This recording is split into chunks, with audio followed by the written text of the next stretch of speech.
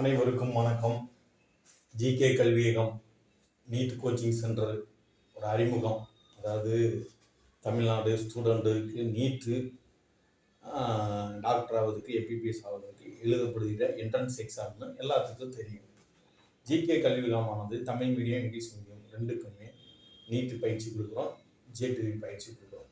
இப்போ நீட் பயிற்சி அப்படிங்கிறது தெரியும், அதுக்கான ஒரு என்ட்ரன்ஸ் எக்ஸாம் தெரியும். நீட்டை பற்றியும் ஒரு எஜுகேஷனை பற்றியும் ஒரு பொதுவான ஒரு அறிமுகம் அப்படின்னு சொல்லலாம்.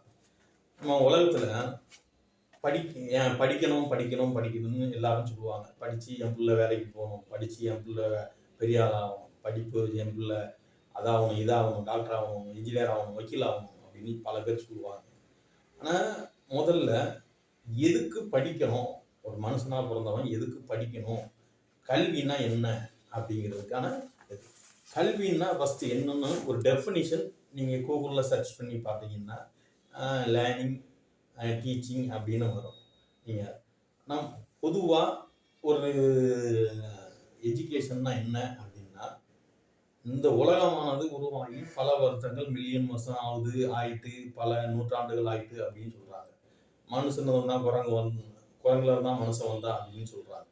அப்படிங்கும்போது ஒரு விலங்கினமாக இருந்தவன் தன்னுடைய அறிவையை உழைப்பையும் பயன்படுத்தி நம்ம அந்த காணோட உலகத்தை படைச்சிருக்காங்க. நம்ம பார்க்குற பஸ்ஸு, ட்ரெயின், இப்போ விமானம், ரயிலு, ரோடு பயன்படுத்துகிற மொபைல் ஃபோன் எல்லாமே ஒரே நாளில் வரல. ஆனால் இன்னைக்கு நம்ம ஈஸியாக அந்த பார்க்குறதுல உலகத்தெல்லாம் பார்க்குறோம்.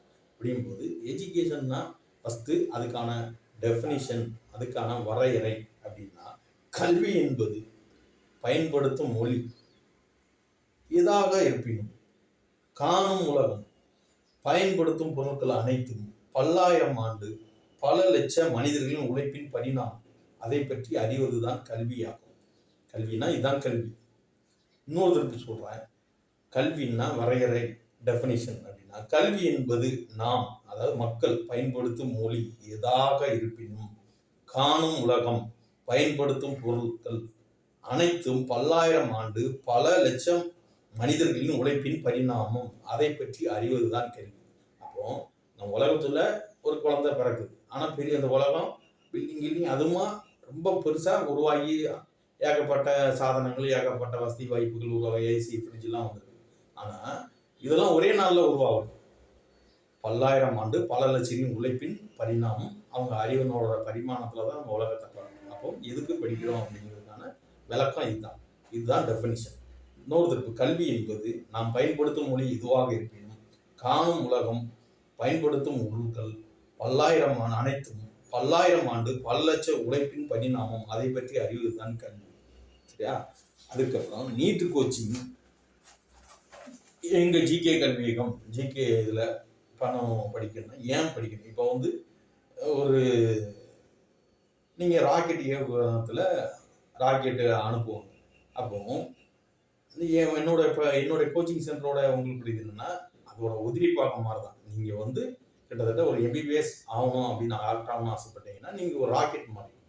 அதுக்கான உதிரி பாகங்கள்லாம் ஏகப்பட்டது வேணும். உங்க பேரண்ட்ஸ் உங்களுக்கு தேவையான உணவு, உடை, பொருளாதாரத்தை சாரணும், அப்படி இப்படின்னு ஏகப்பட்ட வேலை இருக்கு. அப்படிங்கும்போது எங்களுடைய பங்களிப்புங்கிறது இதுதான்.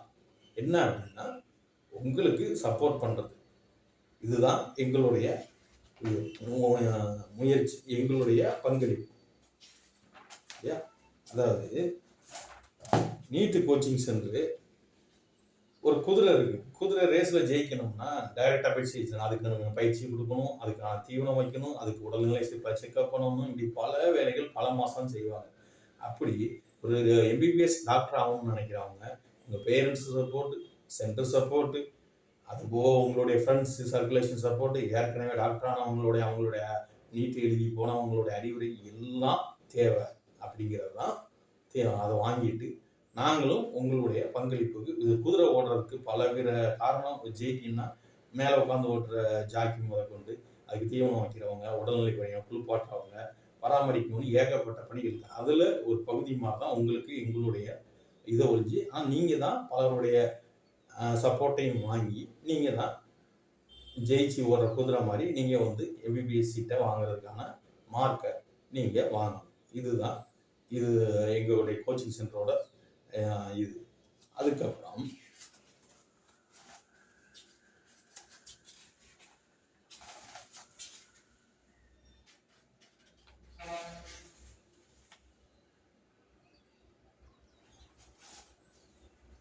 நீட் கோச்சிங் சென்டரை பொறுத்தளவில் ஒரு 5 வருஷம் 6 வருஷம் அதுக்கான கொஸ்டினை ப்ரிப்பேர் பண்ணி ஒரு 6 மாதம் மேக்ஸிமம் இல்லாட்ட ஒரு வருஷம் முயற்சி பண்ணாலே நீட் எக்ஸாமில் நீங்கள் வந்து பாஸ் ஆகி எம்பிபிஎஸ்க்கு ஆன மார்க்கை கட் ஆஃப் மார்க்கை நீங்கள் வாங்கிடலாம். அப்படிங்கும்போது ஒரு கிட்டத்தட்ட முழு அர்ப்பணிப்போட முழுசாக படிங்க. உங்களுக்கு சின்ன வயசுலேருந்து வாசிப்பு தன்மை இல்லைன்னா கொஞ்சம் படிக்கிறது கஷ்டம்தான். வெறும் சப்ஜெக்டை மட்டுமே தொடாமல் 1ஆம் கிளாஸ்லேருந்து பேப்பர் படிக்கிற வாசிப்பு தன்மை, அதாவது வார பத்திரிகை படிக்கிற தன்மை எல்லாம் இருந்தால் தான் நீட்டுக்கு பொறுமையாக உட்காந்து படிக்க முடியும். நீட்டுக்கு பொறுத்தளவில்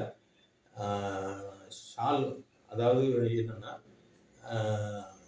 டெரிவேஷன் தான். அதாவது மொத்தத்தில் நம்ம ஃபிசிக்ஸ் கெமிஸ்ட்ரியை பொறுத்தளவில் சால்வ் பண்ணி ப்ராப்ளம் சால்விங் ஸ்கில் தான் அதிகமாக தேவைப்படுது. அது அப்படி ப்ராப்ளம் சால்விங் ஸ்கில் இருந்தாலே கிட்டத்தட்ட நீங்கள் வந்து நீட் கிளியர் பண்ணலாம். கெமிஸ்ட்ரியில் ஃபிசிக்ஸ்லையும் சரி கிட்டத்தட்ட ஒரு 20 ப்ராப்ளத்தை நீங்கள் சால்வ் பண்ணி போடாமல் 20 கொஸ்டினுக்கு சால்வ் பண்ணி போடாமல் நீங்கள் வந்து நீட்டை கிளியர் பண்ண முடியாது. அப்போது ஃபார்முலா எல்லாம் மக்கப் பண்ணணும். இதுதான் எதுக்கு. ஆனால் நீட்டு கோச்சிங் சென்டரில் நடத்துகிறாங்க, சும்மா ஆப்ஜெக்டிவ் டைப்பில் கொஸ்டின் வைக்கிறாங்க. அதில் எங்களுடைய கோச்சிங் சென்டரில் ஃபார்முலாவும் முதல்ல லெசன் பை லெசனாக பாடம் பை பாடமாக படித்து பாராமல் எழுதி காமிச்சதுக்கப்புறம் தான் நான் வந்து நீட்டுக்கான கோச்சிங்கை ஆரம்பிப்பேன். சரியா?